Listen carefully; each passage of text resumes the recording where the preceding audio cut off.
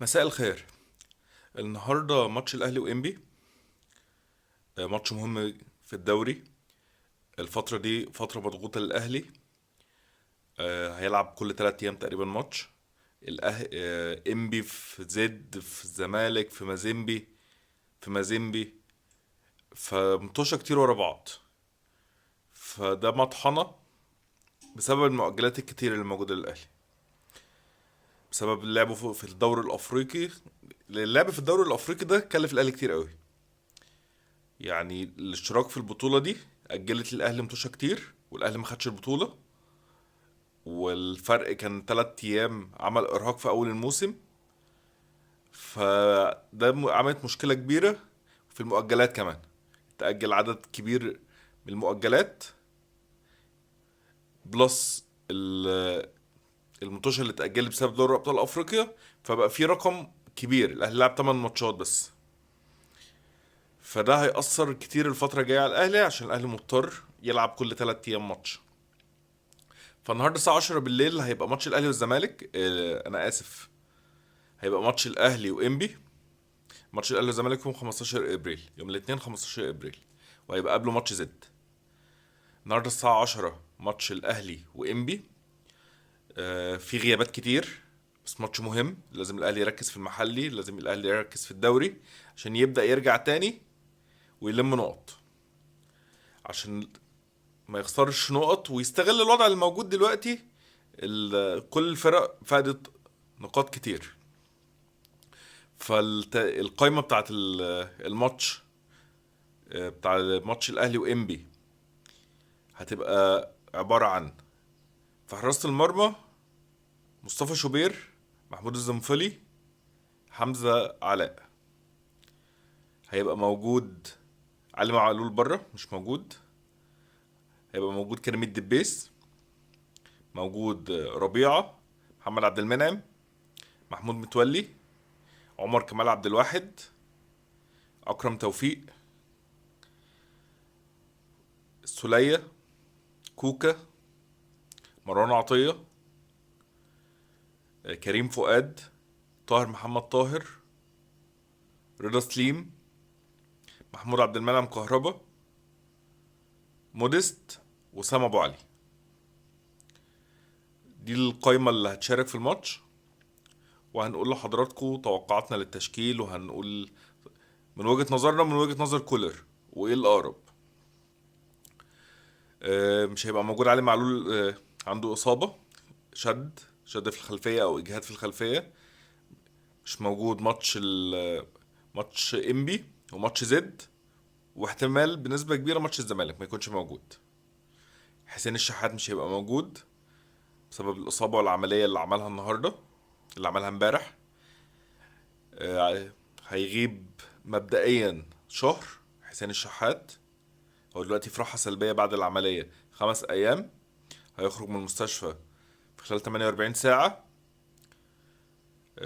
مدة غيابه حسب التئام الشرخ، بس مبدئيا مش هتقل عن شهر. كريم ندفد رشح في الركبة، مش موجود. الشناوي وإمام وديانج وياسر إبراهيم لسه قدامهم شوية. الشناوي قدامه الأول 5. ياسر إبراهيم قدامه 10 أيام، أسبوعين. إمام عاشور قدامه أسبوعين ويبقى في التدريبات الجماعية إن شاء الله. أسبوع هيبدأ الجري، أسبوعين هيبقى موجود في التدريبات. أحمد كوكا عنده بيشتكي من آلام، بس هو موجود في الماتش. عودة وسام أبو علي رجع، هيبقى موجود. توقعاتنا للتشكيل من وجهة نظرنا، والتشكيل الأفضل يكون إيه: مصطفى شوبير، عمر كمال عبد الواحد في اليمين، منعم وربيعة. في ناحية الشمال كريم الدبيس. في نص الملعب مروان عطية والسولية وقفشة. قدام رضا سليم وأحمد عبد القادر ومحمود عبد المنعم كهربا. دي توقع، مش يعني دي وجهة نظرنا احنا، اللي التشكيل يبقى كده، او افضل تشكيل من وجهة نظرنا. نروح لوجهة نظر كولر وتقريبا التشكيل اللي هيبتدي. مصطفى شوبير في اليمين هيبقى اكرم توفيق، ربيع عبد المنعم، في الشمال هيبقى عمر كمال عبد الواحد، وممكن ربيع ما يلعبش ومتولي يبدأ. للتجهيز نص الملعب مروان عطية، قفشة والسولية، طاهر محمد طاهر، رضا سليم، مودست. ده التشكيل اللي توقعاتنا اللي كولر ممكن يبدأ بيه. وممكن يحصل اختلاف بس، كريم فؤاد بدل طاهر محمد طاهر، والراجل مقتنع بمودست ومصمم على مودست وهيبدأ بمودست. وبعد ماتش سيمبا تاني يوم في التدريبات كان في إشادة جامدة من الراجل من كولر بمودست، شكره وقال هو اللي أدى اللي عليه وكان متحرك وكان سريع، كان بيمدح فيه. ده بالنسبة للتشكيل المتوقع. ده ال 18 لعيب الموجودين او ال 21 لعيب الموجودين في القائمة. ده وحالة المصابين. نقول قائمة الماتش تاني. في حراسة المرمى مصطفى شوبير، محمود الزنفلي، حمزة علاء، كريم الدبيس، منعم، ربيعة، محمود متولي، عمر كمال عبد الواحد، محمد هاني، أكرم توفيق، أحمد نبيل كوكا، مروان عطية، السولية. ايه كمان؟ رضا سليم، كريم فؤاد، حسين الشحات، طاهر محمد طاهر، محمود عبد المنعم كهربا، مودست، وسام ابو علي. وسام ابو علي محتمل ياخد شويه في الماتش. ده بالنسبه لماتش انبي اللي ان شاء الله هيكون النهارده الساعه 10 بالليل. وتوقعاتنا للماتش ده مكسب الاهلي 4-1. الزمالك صعد النهارده للدور نصف النهائي، هيلعب دريمز الغاني ال 15 على الدوري الغاني. الماتش خلص 1-1. احرز الاهداف فيوتشر من ضربة ركنية اتقدم، وتعادل الزمالك احمد حمدي جاب جون التعادل. كان ماتش فيوتشر ما كانش احسن حاجة. الزمالك يستاهل الصعود، الزمالك كان احسن. الزمالك كان نص الملعب بتاعه كان قوي جدا، كان كويس. آه، كان حاكم نص الملعب. ولاعيبة فيوتشر فمن الدقيقة 60 اللعبة تعبت، اللعبة ما بقتش قادرة تكمل. الهجوم كان منفصل في فيوتشر، ما كان فيش هجمات، ما فيش هجمة خطرة راحت على الزمالك. والجون غلطة محمد عواد 100%. هو جه من ضربة ركنية. فالزمالك نتمنى له يبقى بطل الكونفدرالية السنة دي، هو الممثل المصري الوحيد دلوقتي. الزمالك هيلاعب دريمز الغاني يوم 21 ابريل. الذهاب هيكون هنا في القاهرة، والعودة يوم 26 في غانا. الزمالك هيلاعب فريق متواضع دريمز الغاني، ترتيبه ال 15 على الدوري الغاني. الناحية التانية هيلعب نهضة بركان مع اتحاد العاصمة. ده الماتش الأقوى.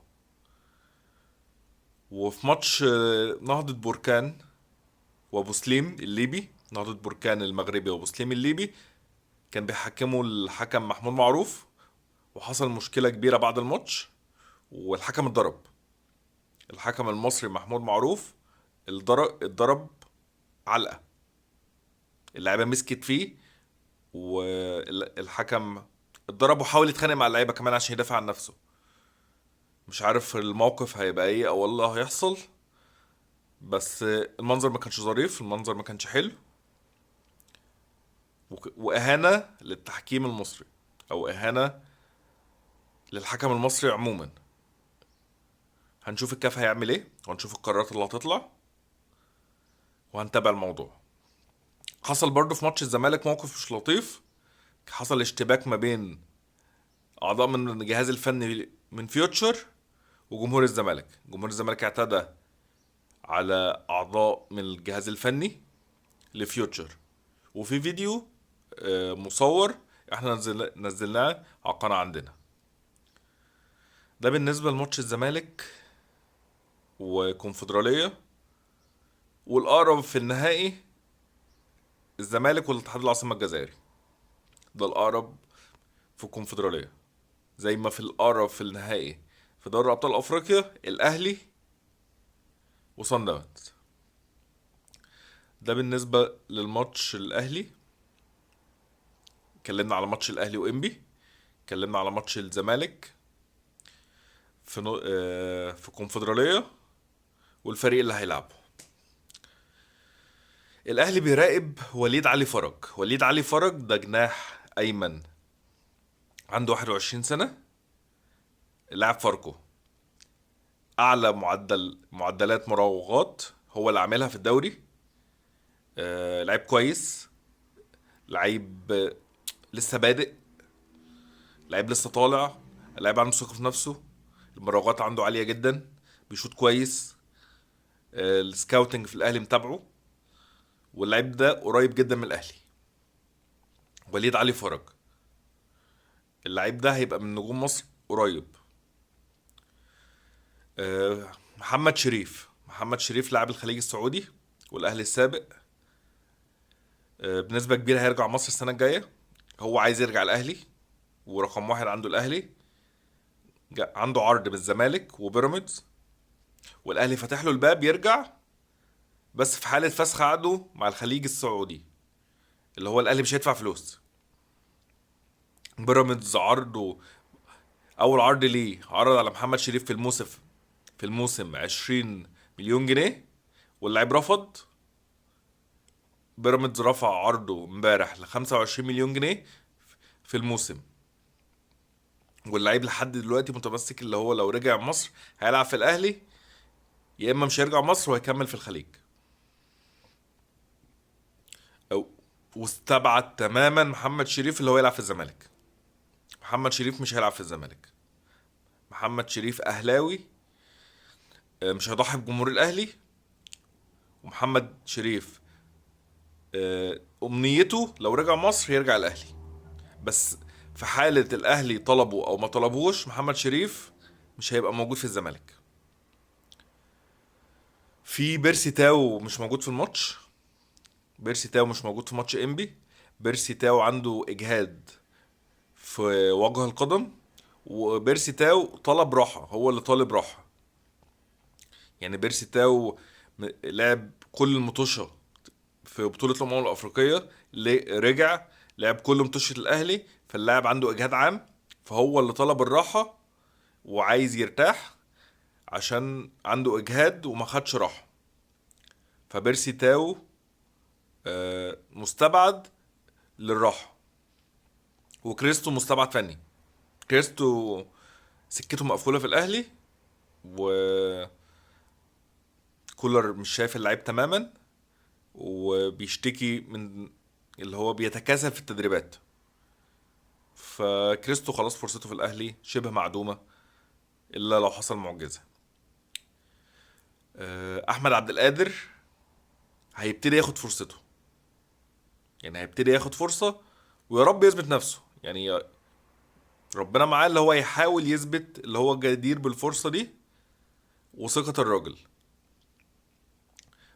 اصابه حسين الشحات، بيرسي تاو مش موجود، فاحمد عبد القادر هيبقى ليه دور الفتره اللي جايه.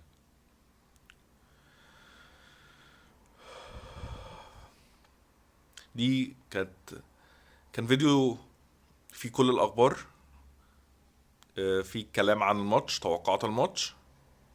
ان شاء الله قبل الماتش اول ما التشكيل الاساسي نطلع نقول لحضراتكم. مرتضى منصور، يعني حاجة أخيرة قبل ما أختم.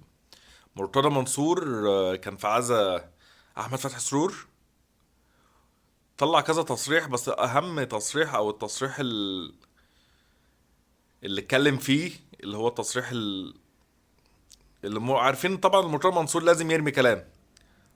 اتسأل المرتضى منصور على صفقة عبد الله السعيد، قال انا جبته 2017 2018. اتقال له ايه رأيك في تعاقد الزمالك معاه او إدارة حسين لبيب مع عبد الله السعيد؟ قال ده كده نسا. مرتضى منصور بيقول التعاقد الزمالك مع عبد الله السعيد مش اكتر من كده نسا. وقال عبد الله السعيد حكم السن مش قادر. يعني عبد الله السعيد كان احسن لعيب في مصر من فترات، بس دلوقتي هو لعيب كبير في السن فمش قادر، والزمالك تعاقد معاه ككدنسة مش اكتر. شكرا. سلام.